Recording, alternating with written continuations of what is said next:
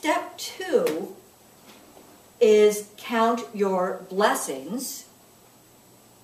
And the reason I came up with this step was I was watching Oprah one day, and I saw, do any of you remember the writer Sarah Ben Breathnach? She had a book called The Simple Abundance Gratitude Journal. What was her name? Sarah Ben Breathnach. It's quite a name, isn't it? Yeah. And she had this, written this book about gratitude, really. And I was watching her talk with Oprah. And I thought, that's interesting. I thought, actually, gratitude is a receptive state. And because back then I was looking for receptive states, I thought, I'm going to incorporate that as step 2, count your blessings, and taking from Sarah Ben Breathnach the whole idea of writing down 5 things every single day that, for which you feel grateful. And, of course, all throughout the day, if you can think of that as well. But at least writing down 5 things. There's something about counting your blessings, being grateful in this receptive state that places you very much in the present. Just very much where you are right then. Not the chattering mind that is always kind of worrying about the tasks and lists and things from the past or things from the future. But just, what am I grateful for right now? So I made that step 2. Step 3, I call be spiritually naked. And by that I mean be self-revealing, be authentic, be transparent.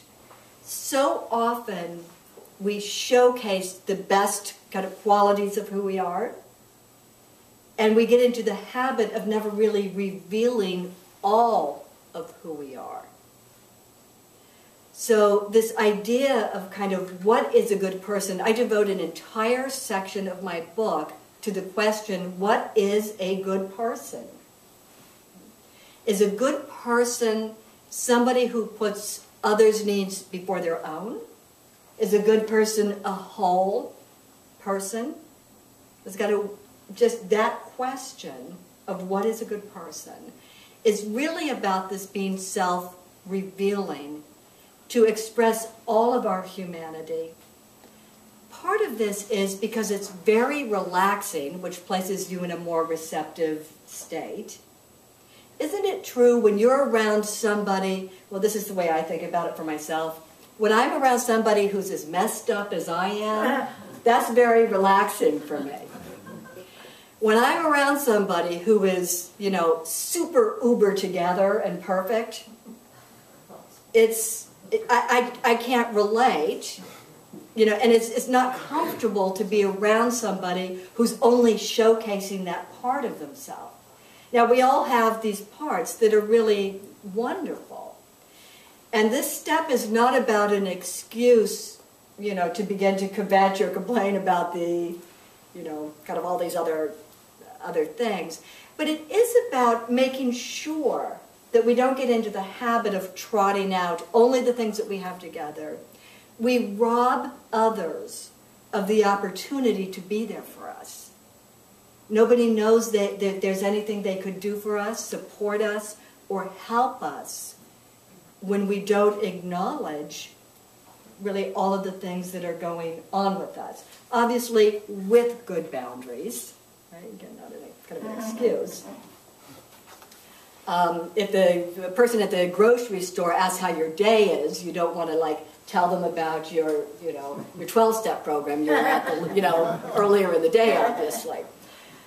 But with good boundaries, making sure that the people that you know, that you talk to, that you're showcasing your wholeness.